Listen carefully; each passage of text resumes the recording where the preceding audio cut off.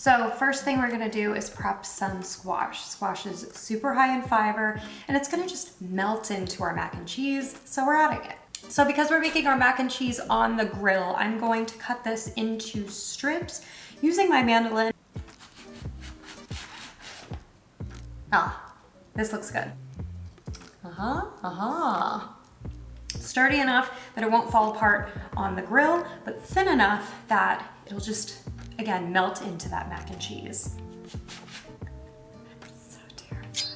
A lot of mandolins come with something like this to just kind of grip the food and touch it so your fingers don't have to.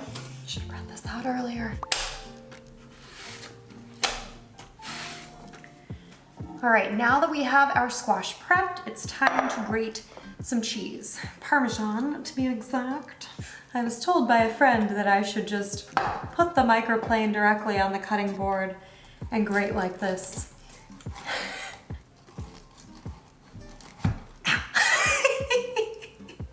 There's no safe way. All right, now that we have our squash and our cheese prepped, it is time to go outside to the grill because yes, we are making this mac and cheese on the grill today. It'll be my first time. So cross your fingers, even the injured ones.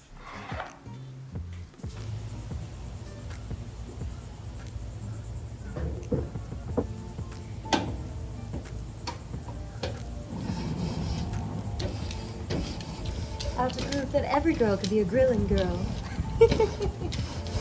Leave the real work to the women.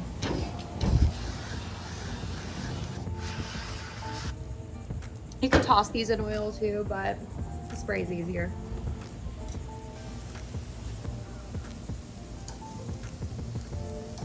All right, so we're gonna cook them on both sides until they get nice grill marks, crisscross. Then we're gonna take them off, chop them up.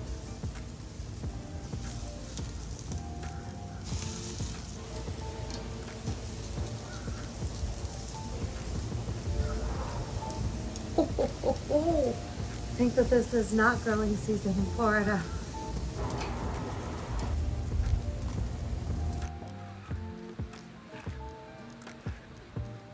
Now it's time for the cheese sauce, which we're also again making on the grill. All right, so just threw some butter in. We're gonna add some garlic.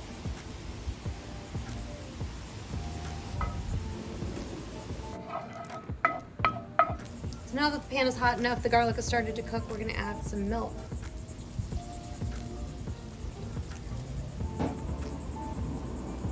And to the milk, of course, we're gonna add one of my favorite high protein ingredients. You can use unflavored, unsweetened protein powder as well, but this is unflavored, unsweetened collagen powder. I'm using a half a cup.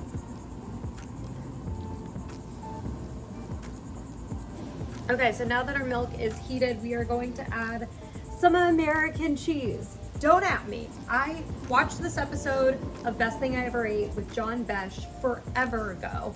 And he talked about this crab au gratin from New Orleans. And he's like, oh my gosh, I don't know what kind of cheeses they use, but they have to be these amazing cheeses. And I'm sure there are several of them. No, it was just American cheese. And so that's kind of what I'm basing this whole thing off of today. Either way, we got 8 ounces. And we have our Parmesan from earlier. And for our spices, seasonings, etc., I love a little cayenne. So we're gonna do like 1/8 of a teaspoon, but you know, to taste, whatever. And that Old Bay would go really well since we're doing crab today.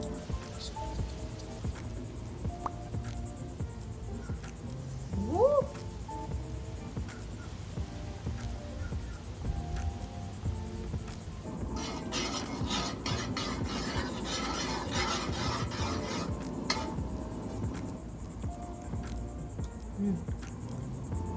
Oh, that's really good. Just a little bit of salt. I like to add salt at the end of the mac and cheese process for the most part because cheese is salty and you don't know really how salty it's gonna be until all the cheese is in. Now that our sauce is done, I have 12 ounces of crab here. I'm just gonna add that in. Loading this baby up. And at this point, we can go ahead and add our squish. If you don't like crab, you could totally use canned tuna, actually. I think canned tuna is delicious. Kind of that like tuna helper vibe. All right, before we add the pasta, I forgot to add another one of my favorite ingredients, nutritional yeast. It tastes like cheese, kind of like the cheese packet from Kraft Mac and Cheese. And it is super high in B vitamins especially, including folate, which is important for people looking to conceive, just FYI. Plus, it's got 5 grams of protein and 2 grams of fiber per 2 tablespoons. So we're gonna use 1/4 of a cup. All right, so I'm gonna go inside and I'm gonna get the pasta. I'm gonna add it in, and they're pretty much done. And it's a good thing because it's hot out here. And I chose medium shells for this. Use whatever pasta you like.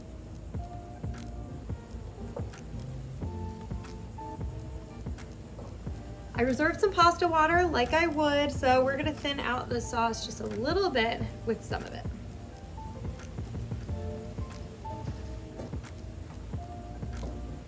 All right, so last but not least, we are gonna top our mac and cheese with more cheese. I've got some leftover like Colby Jack it looks like, and then I also chopped up some of the American. I'm just gonna toss it right on top, close the grill, and let it get nice and bubbly. All right, I just topped the mac and cheese. Now I'm gonna close the lid, turn the grill into an oven essentially, so we can get it all hot, and bubbly, and super cheesy on the top.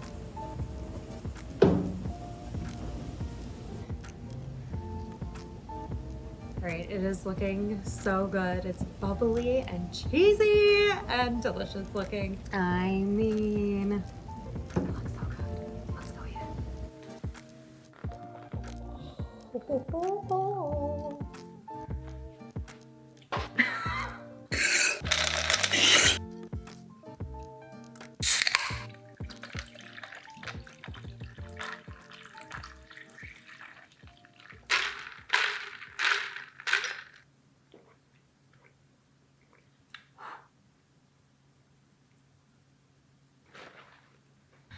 Oh my gosh, guys, summer's really not the time to grill outside in Florida, but it's grilling season. This looks so flippin' good. And per serving, you're getting almost 45 grams of protein for less than 650 calories and 5 grams of fiber. You could bump up the amount of squash, add even more fiber if you want.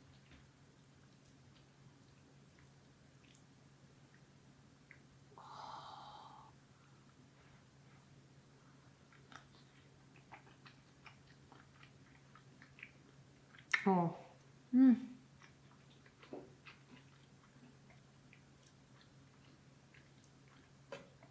Wow, so cheesy. If you love American cheese, you're gonna love it. But honestly, I'm not sure you'd be able to tell it was American cheese if you didn't know it was in there. Oh goodness. One for you, the rest for me.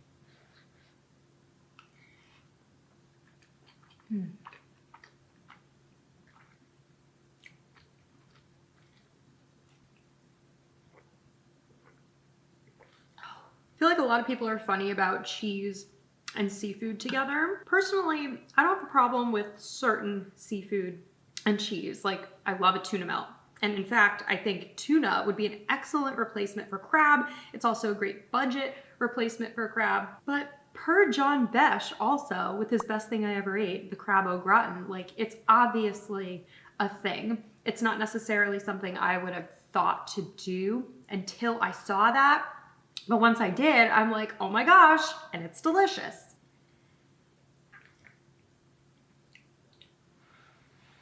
I mean, look at all of the cheese in it. Look at all of it.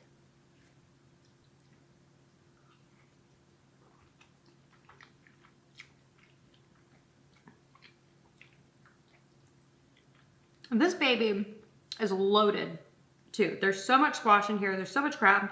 Honestly, you can't taste the squash as much, which I don't mind. It's mostly there for fiber and also some extra micronutrients. We're happy that she's here.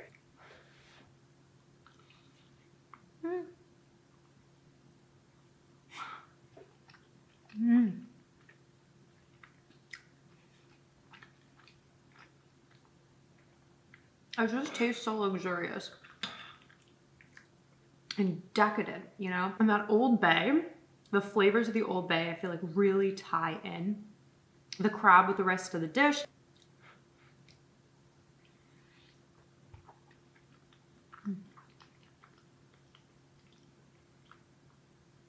So you can absolutely make this inside as well, especially if it's hotter than Hades out there. You can make this whole mac and cheese on the stovetop. You can roast the squash in the oven and just put it on a low broil after you add the cheese for like 5 minutes. Not even blowing at it anymore.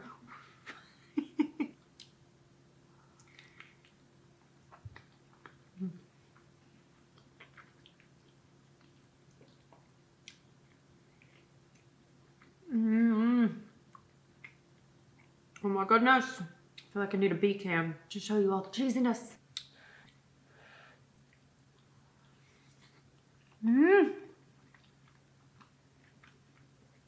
Oh. That's hot.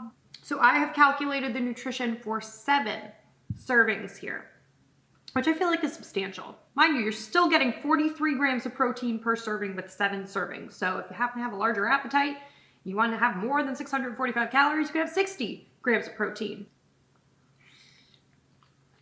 You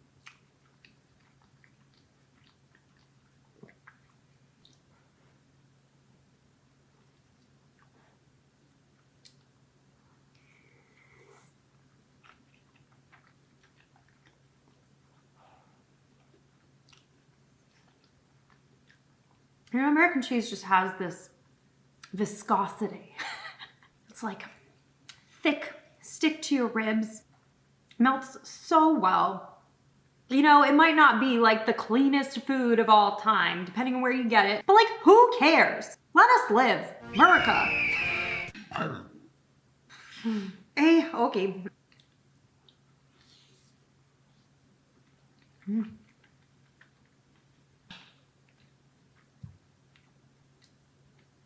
Okay, Jen.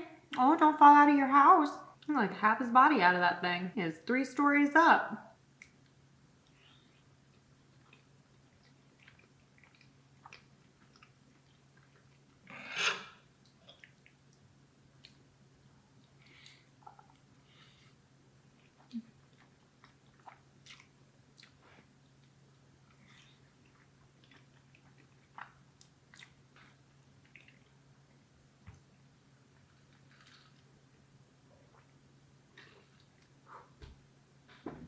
Have I not had my napkin? I haven't had it this whole time. All right, this is absolutely the last bite. I'm feeling more than good right now. Should have stopped a couple bites ago, but it's just really good.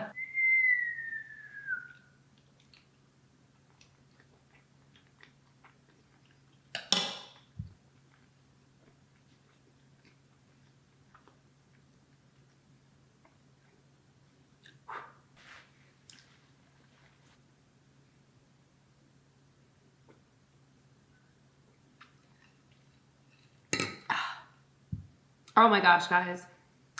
That was so good. As usual, the full recipe and nutritional information plus micronutrient highlights are all on my website, linked in the description of the video. For almost 45 grams of protein and less than 650 calories with 5 grams of fiber, this is so worth it. You can absolutely, again, substitute with tuna or honestly, whatever other protein you want. Throw some grilled chicken in there. If you do, you might want to switch up the Old Bay, maybe pick spices that go with whatever protein you're using. Either way, I think these cheeses can be pretty universal. Thank you guys so much for joining today. Again, everything's in the description. I hope you all have a fabulous weekend, and I will see you guys with a big surprise next time.